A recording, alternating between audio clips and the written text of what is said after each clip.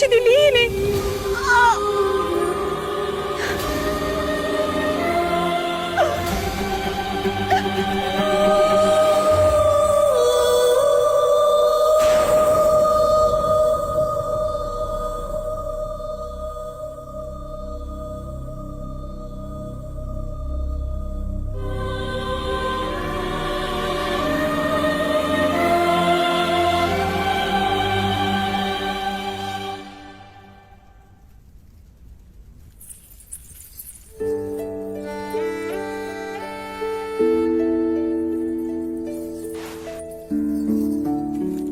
आपके गर्भपात का समाचार सुनकर बहुत पीड़ा पहुंची है मुझे।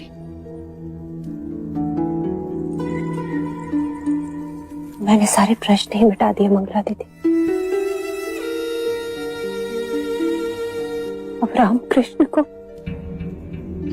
एक साथ एक ही में देखेंगे, बस एक ही आंख होगी, शकुन वाली।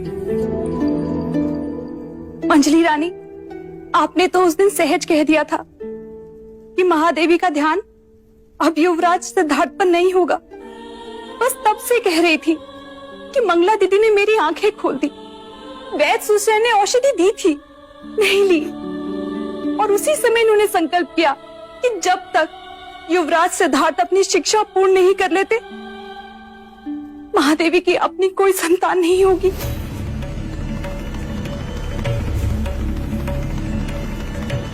इतना बड़ा त्याग।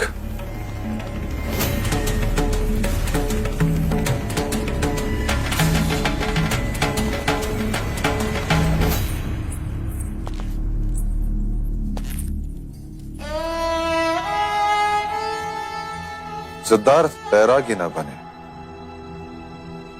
उस पर दुख की छाया न पड़े, इसके लिए मैंने क्या कुछ उपाय नहीं किए। यहां तक कि मैंने यह भी नहीं सोचा कि शाक्य कुल का इतिहास मेरे विषय में क्या कहेगा। परंतु मेरे सभी प्रयत्न पर भारी है तुम्हारा ये त्याग देवी। देव, मैंने तो पुत्र प्रेम में केवल नगर खाली करवाया देवी।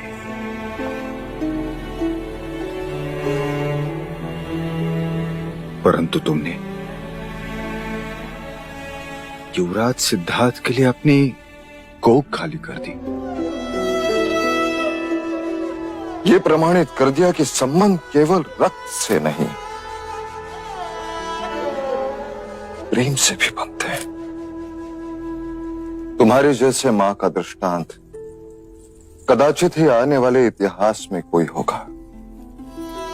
तुम्हारे इस भीष्म प्रतिज्ञा पर मैं नतमस्तक हूं देवी।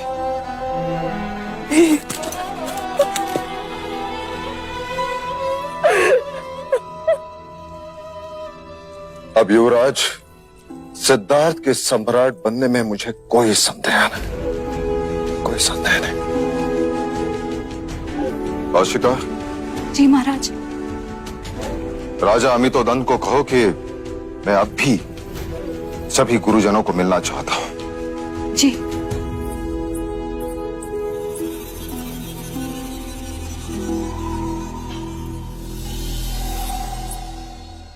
गुरुवर्य कौंडिन्य, कैसे चल रहा है शाक्य कुमारों का प्रशिक्षण? उत्तम, अति उत्तम महाराज। कुमार सिद्धार्थ को वेदों की प्रत्येक ऋचा स्पष्ट अर्थ सहित कंठस्थ है। ओम पूर्णमदः पूर्णमिदं पूर्णात् पूर्णमुदच्यते पूर्णस्य पूर्णमादाय पूर्णमेवावशिष्यते। ओम शांति शांति शांति। अप्रतिम। वेदों से संबंधित कुमार सिद्धार्थ के जटिल प्रश्न हमें सावधान रखते हैं महाराज। सत्य प्रत्यक्ष भी होता है, परोक्ष भी। ये विद्या हम नहीं समझे। दो सत्य। क्या तुम इसका उत्तर दे सकते हो सिद्धार्थ? ज्येष्ठा, प्रत्यक्ष सत्य वो होता है जिसका प्रमाण तुम दे सकते हो, अर्थात वर्षा हुई और नदी का जल स्तर बढ़ा। पर परोक्ष सत्य अर्थात वर्षा नहीं हुई फिर भी नदी का जल स्तर बढ़ा। ऐसे कैसे? क्योंकि पहाड़ों में वर्षा हुई और पानी नदी में बह गया और नदी का जल स्तर बढ़ गया। जिस सत्य का हम प्रमाण नहीं दे सकते वो परोक्ष सत्य है। महाराज, अश्व सवारी में भी अति निपुण है युवराज।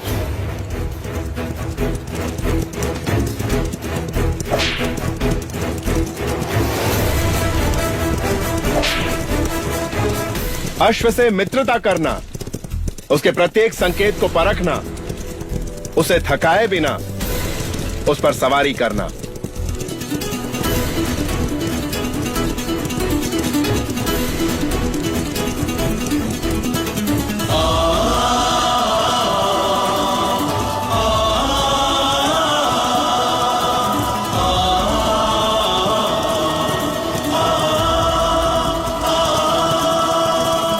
वाक चातुर्य अद्भुत, संगीत ज्ञान अकल्पनीय, नृत्य की भाव भंगिमाओं की भी जानकारी है वाह। और शब्दों से ज्यादा आंखों से बात करते हैं युवराज। और शस्त्राभ्यास आयुध विद्या में कितने पारंगत हैं युवराज?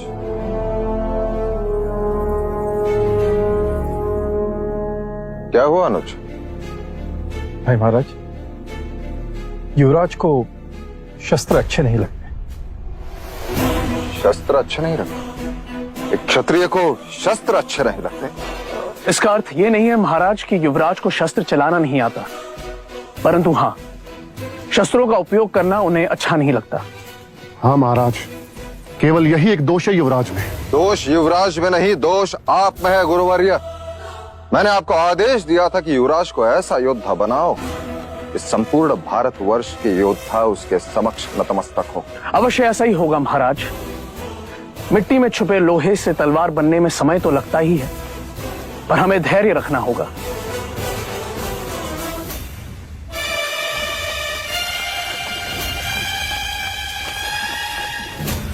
यहां कैसे लगी? गुरुजी, हम कुटिया बना रहे थे, अचानक देवदत्त भैया ने आके उसमें आग लगा दी। हाँ गुरुजी, उस वक्त चन्ना कुटिया के भीतर था। देवदत्त! देवदत्त! क्या तुमने ये किया? हाँ, क्यों? आपको पाप से बचाने के लिए। कुटिया बनाते समय अछूत चन्ना ने मदद की थी, इस कारण। केवल इस कारण तुमने कुटिया जला दी? हाँ गुरुजी, अछूत के हाथों बनी कुटिया में आपको कैसे रहने देता। देवदत्त, तुम्हारी गुरु भक्ति से मैं बहुत प्रसन्न हूं। आज से तुम्हें एक अधिकार देता हूं, मेरा मल मूत्र तुम उठाओगे।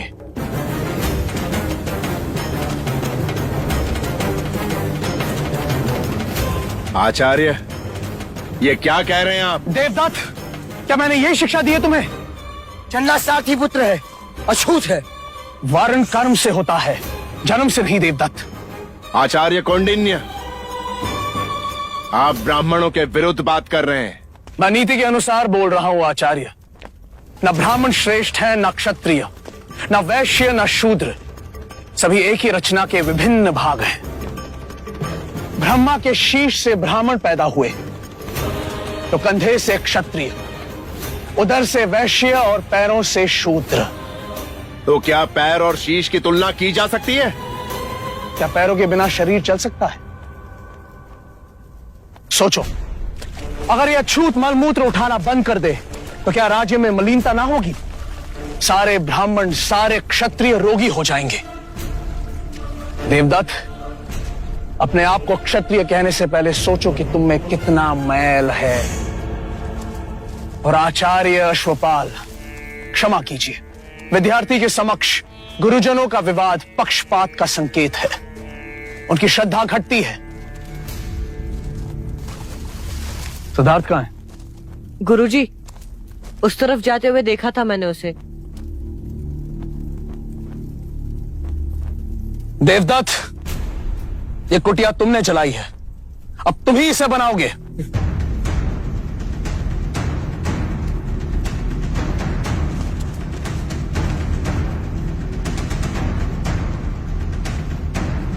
पक्षपात तो अब होगा आचार्य कौंडिन्य। देवदत्त को सिद्धार्थ से कुशल ना बनाया तो मेरा नाम आचार्य अश्वपाल नहीं।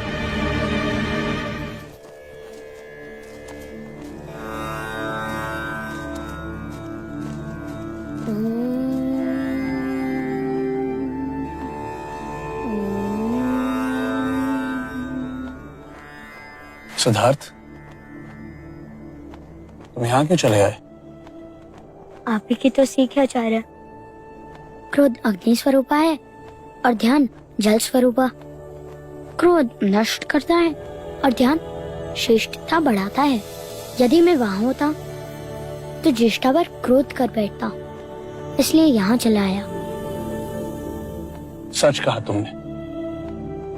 आज मैं भी तुम्हारे साथ ध्यान में बैठना चाहता हूं।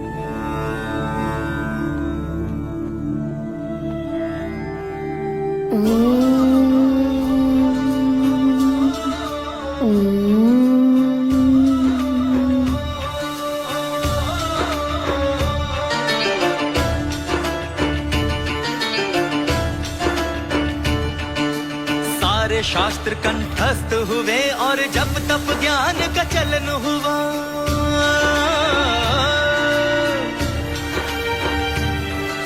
छोटे से बड़े, बड़े से छोटे, बिंदु सिंधु का मिलन हुआ।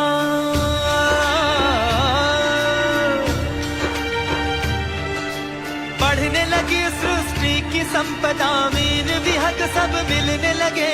चारों दिशाएं खिले खिले से, जीव से जीवन बढ़ने लगे, जीव से जीवन बढ़ने लगे।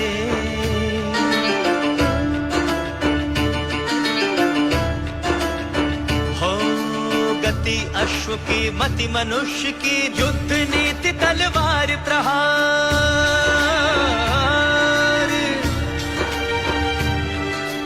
वार शब्द का ज्ञान हो गया, बन गए सुख दुख जीत हार।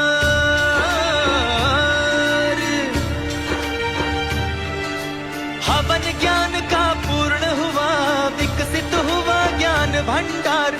देखते देखते खिलने लगा, बीज से उपवन का श्रृंगार, बीज से उपवन का श्रृंगार।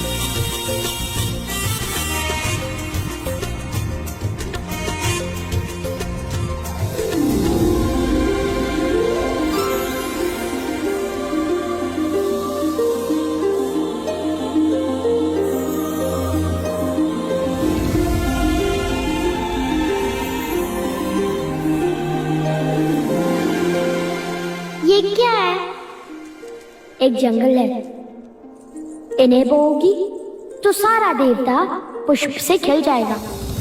देखो सिद्धार्थ, तुम्हारे दिए हुए बीजों से पूरा वन खिल गया है। मैं आ रही हूँ कपिल वस्तु के कुमारों की परीक्षा देखने।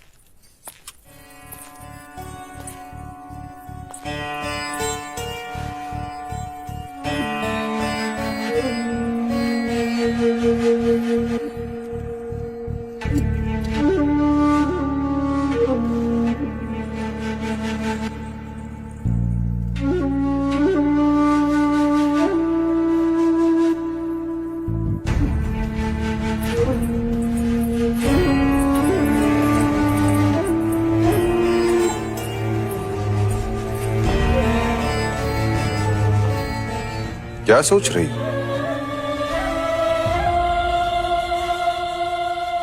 तुम्हारे हाथ कांप रहे हैं? हाँ देव, इस समय मेरा हृदय गगन ढोल से भी अधिक आंदोलित हो रहा है। जिज्ञासा तो सभी को है महादेवी। जिज्ञासा नहीं देव, भय। भय? क्यों?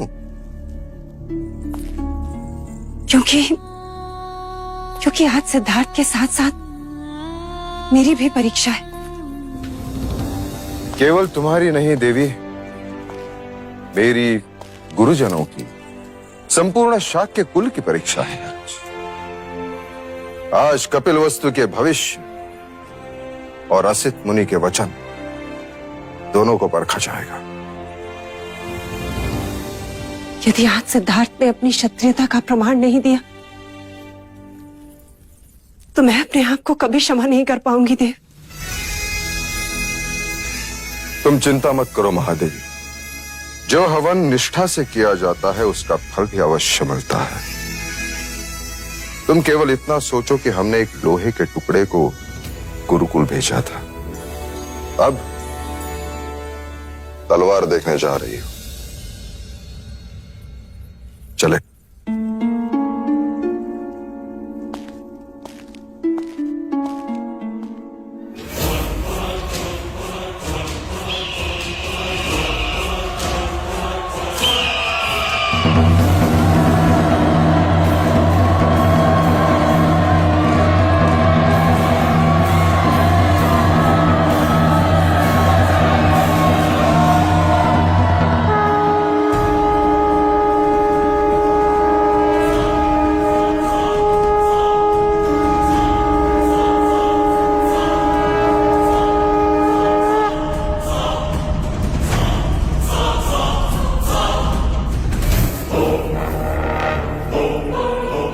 यही अवसर है राजा देवदत्त, तेरी तलवार पूरी तरह से सिद्धार्थ पर भारी है, समाप्त कर दो उसे।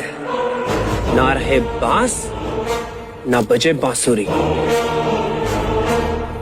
ना रहेगा सिद्धार्थ, ना होगा उत्तराधिकारी। राजगद्दी पर अपना अधिकार सिद्ध कर दो। गुरु अश्वपाल ने कहा है, प्रथम परीक्षा तुम्हारी ही होगी सिद्धार्थ समक्ष।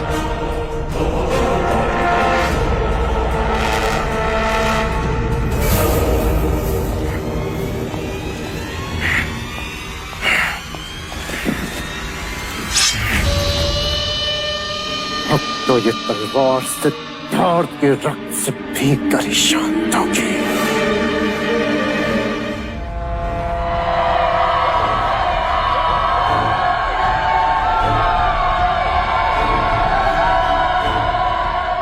आज दो की जोड़ियों में प्रतियोगिता होगी। जो श्रेष्ठ होगा वही दूसरे प्रतियोगी के साथ युद्ध करेगा।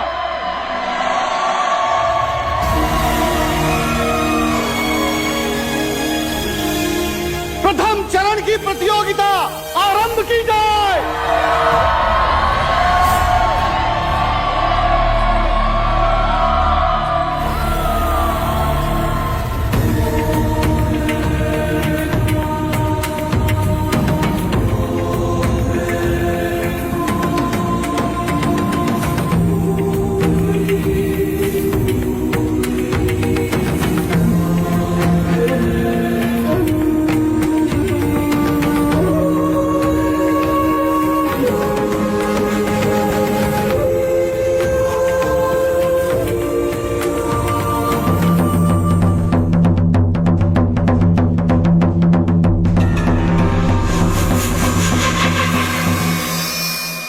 साम दाम दंड भेद मार जो भी हो, परंतु सर्वश्रेष्ठ मेरा देवदत्त ही होना चाहिए। नहीं तो अश्व के पैरों में तुम्हारा मस्तक होगा अश्वपाल। आप निश्चिंत रहें मंजली रानी, देवदत्त ही सर्वश्रेष्ठ होगा। उनकी विजय से ही तो मैं भी कौंडिन्य के सामने सर्वश्रेष्ठ बन पाऊंगा।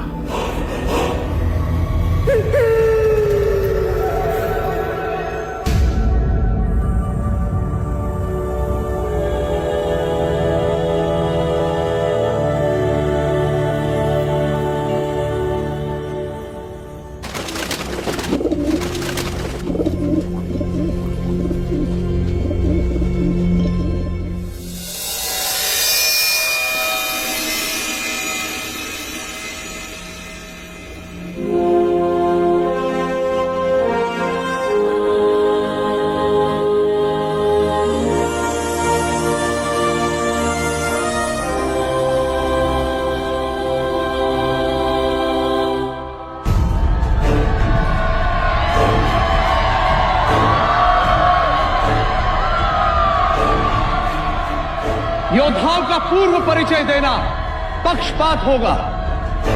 युद्ध में केवल योद्धाओं की योग्यता का परिचय है, इसलिए प्रतियोगियों के मुख नहीं दिखेंगे, दिखेगी केवल उनकी शक्ति, अभ्यास और योग्यता, उनकी चपलता और शस्त्र चलाने की प्रतिभा।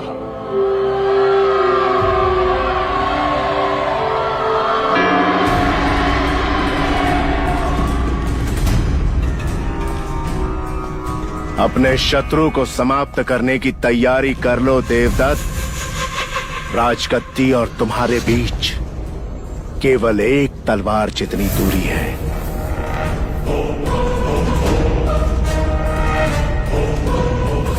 और ज्ञात रहे, युवराज जो मुखौटा पहनेंगे उसका रंग लाल है।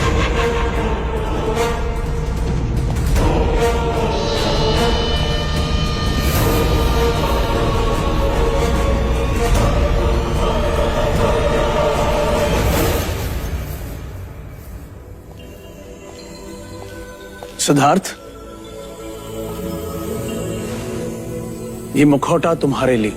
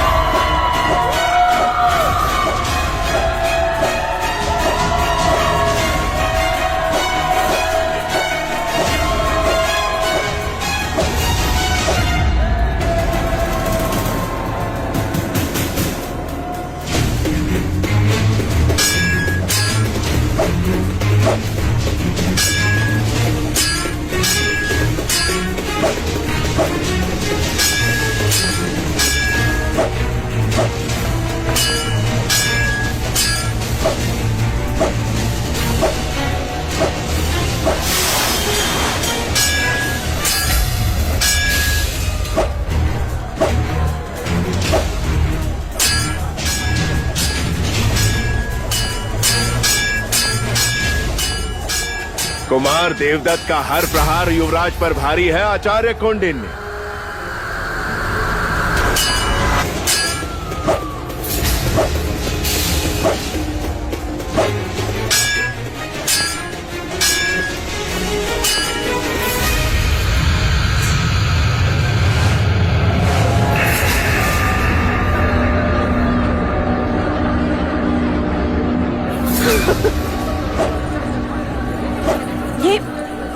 ये छल है। युद्ध में सब क्षमा है प्रजापति। किंतु यह केवल प्रतियोगिता है।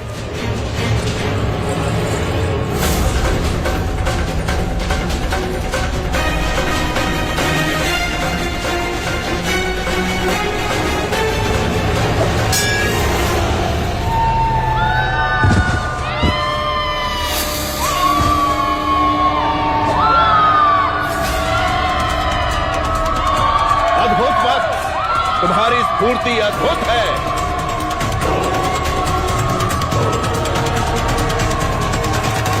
क्या कहना है आचार्य कौंडिन्य देवदत्त के बारे में? निसंदेह अद्भुत प्रदर्शन था।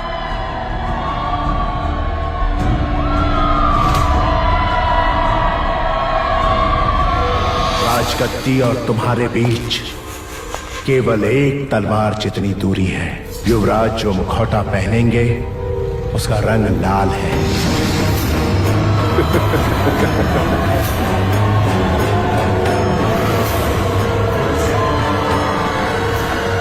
अरे क्या करो देवदत्त, क्या कर रहे हो?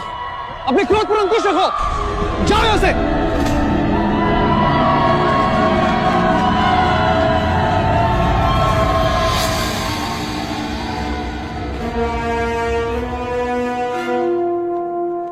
और आज की हमारी प्रथम प्रतियोगिता के विजेता हैं युवराज सिद्धार्थ।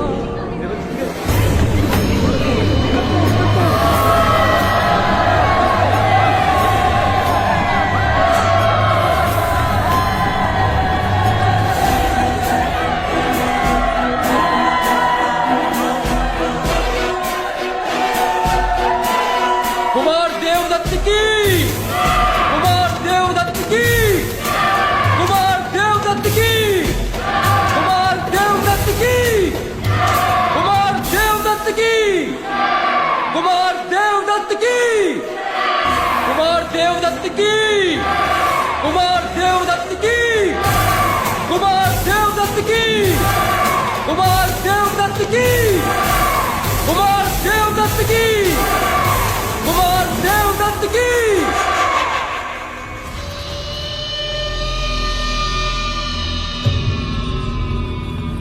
युवराज दिखाई नहीं दे रहे।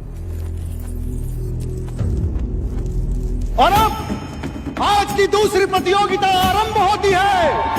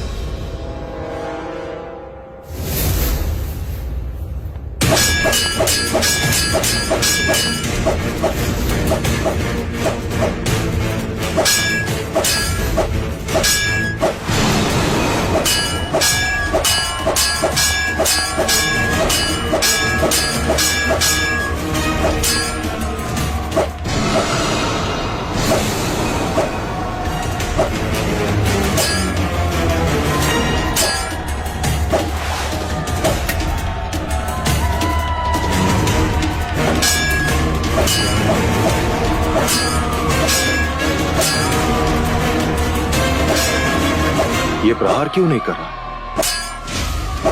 शत्रु को थकाना ये भी युद्ध की एक नीति है राजन।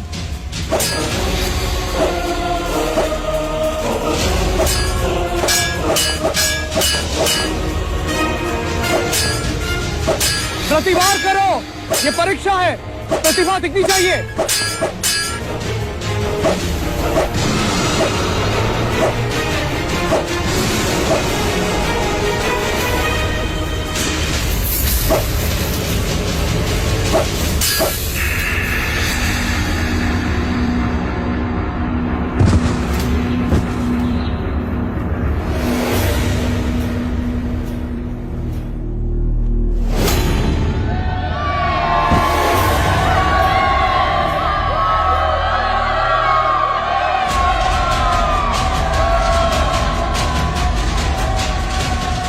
कदाचित मानाम भी जीत गए देवदत्त। अब कोई अंतर नहीं पड़ता कि किसकी जीत हुई और किसकी हार।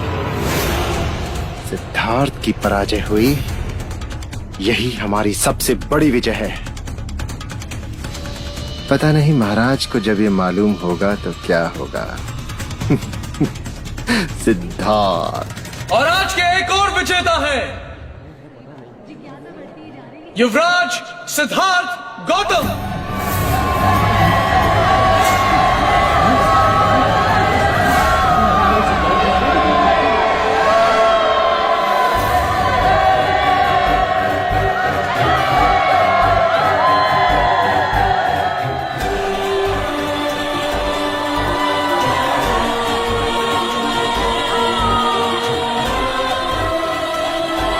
युवराज सिद्धार्थ की जय। युवराज सिद्धार्थ की, युवराज सिद्धार्थ की, युवराज सिद्धार्थ की, युवराज सिद्धार्थ की, युवराज सिद्धार्थ की।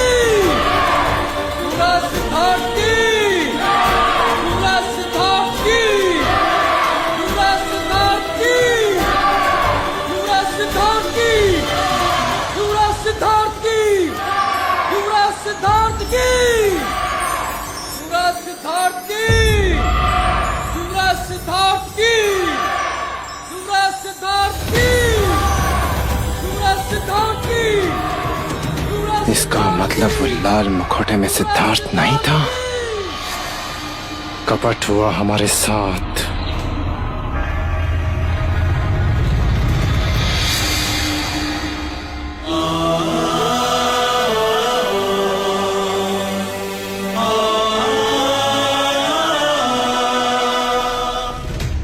आपने तो कहा था कि लाल मुखौटे में सिद्धार्थ है, तो वो बदल कैसे गया? इसका उत्तर मैं देता हूं आचार्य अश्वपाल।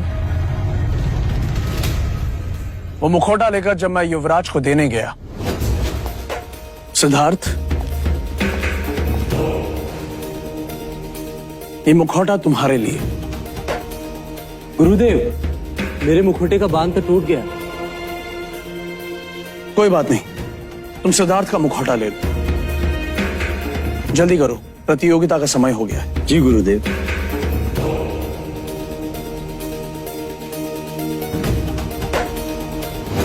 गुरु के लिए प्रत्येक शिष्य समान होना चाहिए। आचार्य अश्वपाल, कुमार देवदत्त के लिए आपका पक्षपात अच्छा नहीं। उस मुखौटे ने आपका मुखौटा उतार दिया है।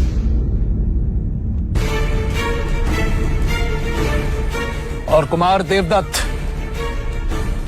अपने क्रोध पर अंकुश रखो, वरना किसी दिन इस तरह फंस जाओगे कि कोई गुरु तुम्हें बचा नहीं पाएगा।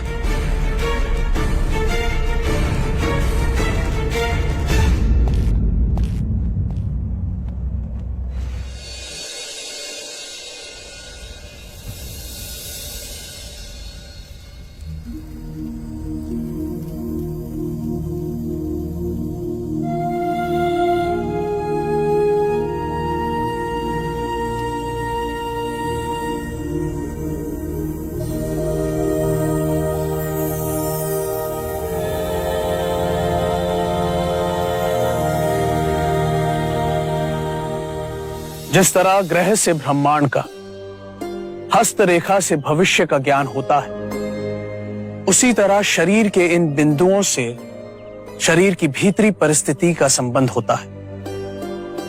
जैसे नाड़ी परीक्षा से चिकित्सक को हृदय की गति का ज्ञान होता है। ये शरीर 10 भागों में विभाजित है। ये मध्य रेखा और दोनों ओर 5-5 विभाग। आज भी बड़े बड़े योगी चिकित्सक इस विषय पर विश्लेषण कर रहे हैं कि शरीर की पीड़ा का उत्तर स्वयं शरीर के पास ही है। हर एक अंग का प्रतिनिधित्व हाथ की हथेलियां और पैर के पंजे करते हैं। ऐसा कैसे हो सकता है?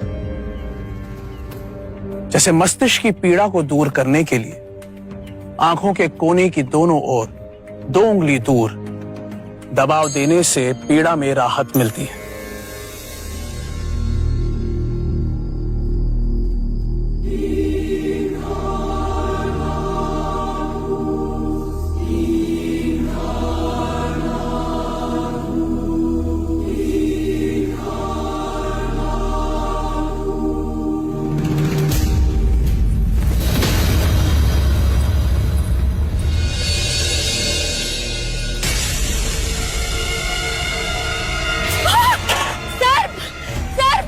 युवराज को सर्प ने काट लिया। युवराज को सर्प ने काट लिया। महाराज, युवराज को सर्प ने काट लिया। राज, युवराज को भीतर ले चलो और राजवैद्य को तुरंत बुलाओ।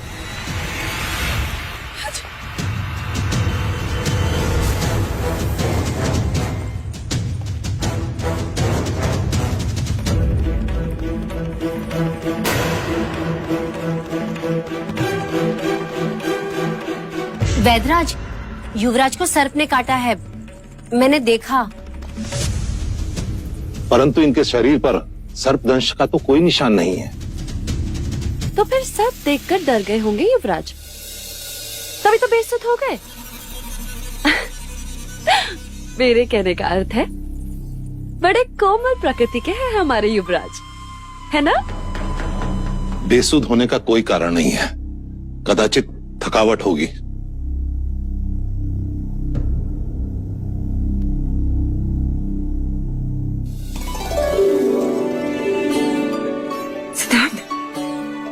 अब कैसा लग रहा है युवराज?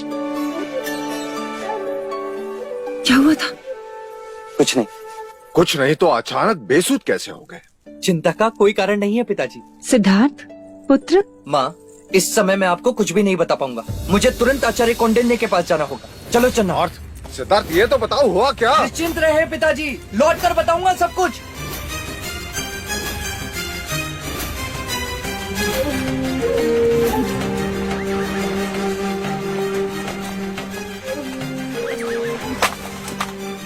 गुरुदेव प्रणाम।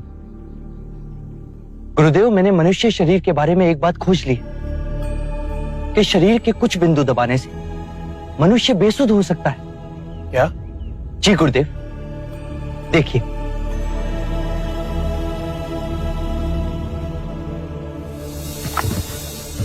इसे क्या हुआ? चिंता की कोई आवश्यकता नहीं है गुरुदेव। कुछ पल पश्चात इसे सुध आ जाएगी। कैसे कह सकते हो? प्रथम प्रयोग मैंने स्वयं पर किया गुरुदेव। कल रात में बेसुध था। अब हमें युद्ध में शत्रुओं को मारने की आवश्यकता नहीं पड़ेगी। शरीर के बिंदु दबाने से वो बेसुध हो जाएंगे और अनिवार्य हुआ तो हम उन्हें बंदी बनाकर युद्ध जीत सकते हैं। तुम सच में करुणा मूर्ति हो सिद्धार्थ, जो युद्ध में भी अहिंसा को ढूंढ रहे।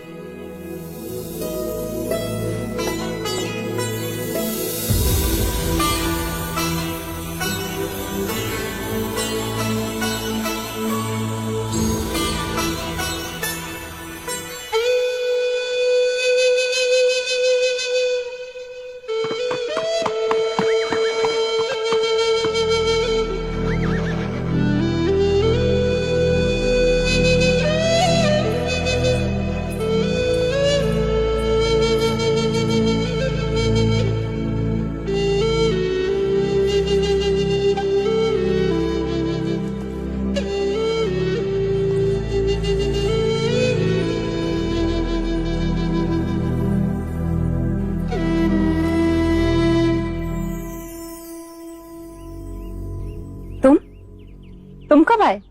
जब आप बांसुरी वादन में लीन थी। माँ, मैंने बहुत बार देखा है, जब भी आप आनंदित होती हैं या निराश होती हैं या जब स्वयं को अकेला पाती हैं, तो आप इस पेड़ के नीचे आके बैठ जाती हैं। आप क्यों बैठती हैं माँ? इस पेड़ में ऐसा क्या है? ये माया है, मेरी बड़ी बहन। इस पेड़ का नाम मैंने माया रखा है। इस पेड़ के साथ मेरी बहन जुड़ी है। ये परिवार का एक सदस्य है। बड़ों की तरह हमें छाया प्रदान करता है। ये जीवन भी देता है। पक्षियों के सुर में संगीत सुनाता है, मानो हमारा ख्याल रख रहा हो। जगमग है जिससे जग सारा